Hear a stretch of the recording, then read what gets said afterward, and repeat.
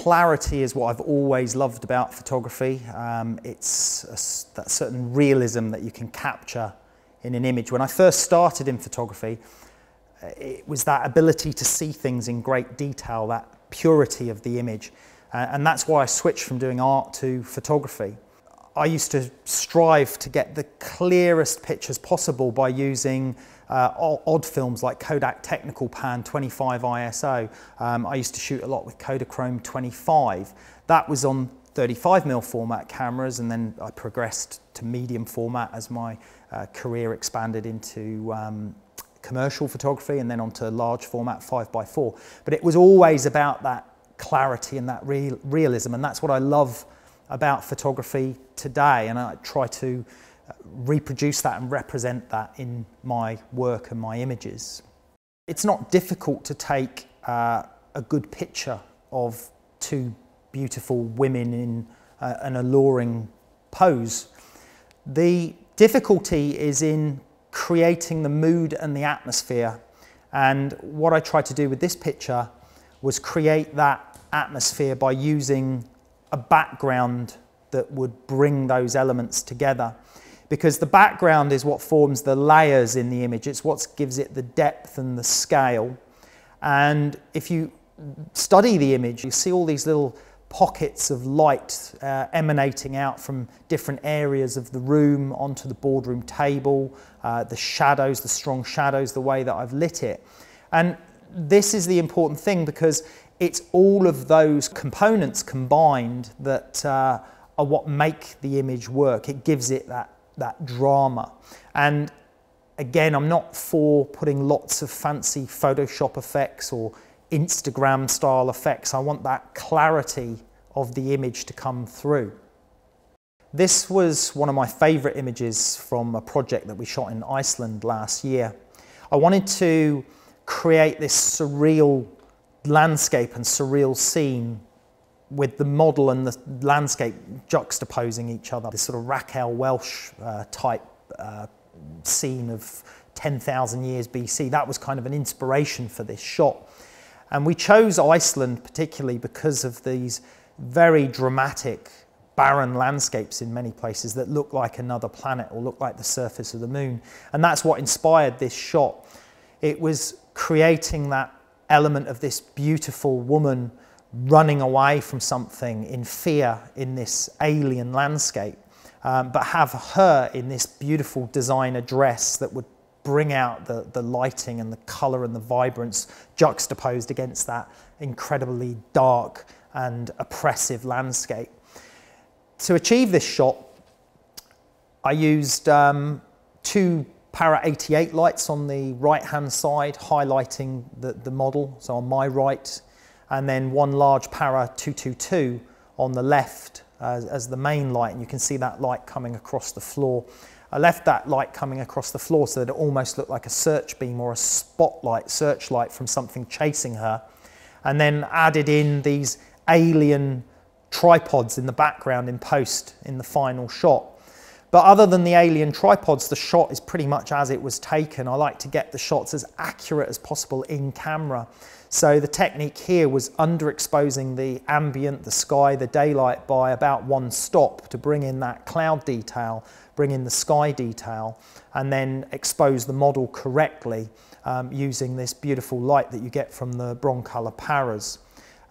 Working on location here, we had to use battery-powered packs, which were the move packs, and they also give you this ability of very fast flash duration to freeze motion, because the model was running and in motion here.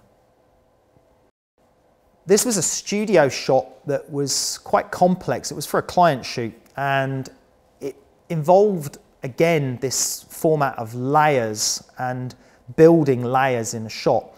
And whilst it looks like a location shoot or a scene shoot, we built all of this in the studio.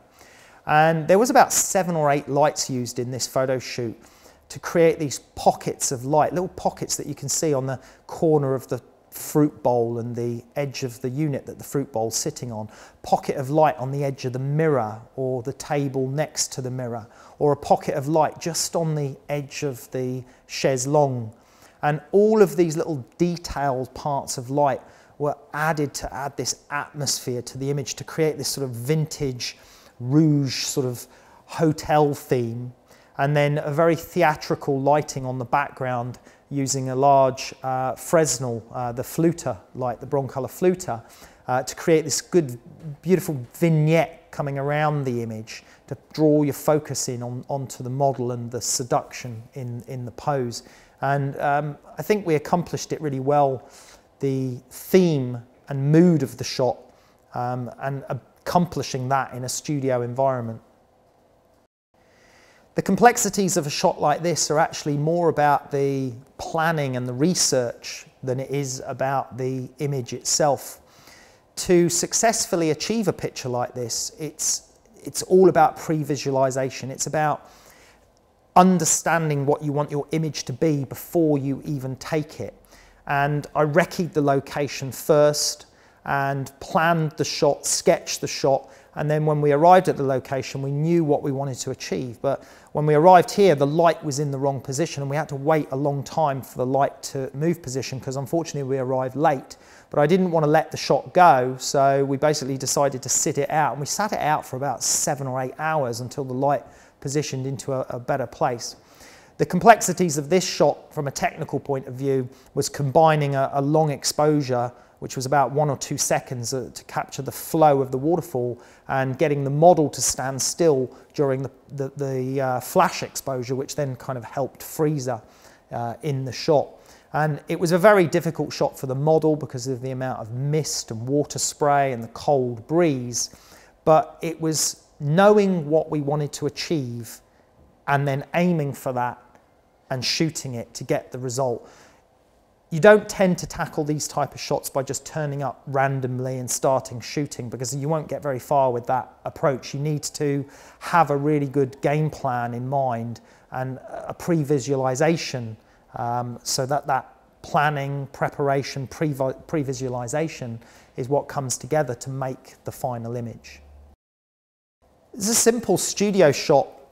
We used acrylic white perspex on the floor to capture the reflection of the model on the floor.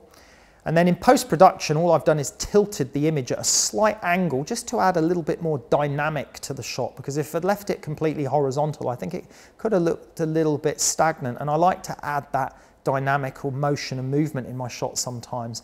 So the pose combined with the angle of the final crop is what helps the shot. The lighting was meant to look very angelic or heavenly, where the bright white background is sort of spilling and flaring over the model, just again to add that sense of allure, that sense of seduction in the shot.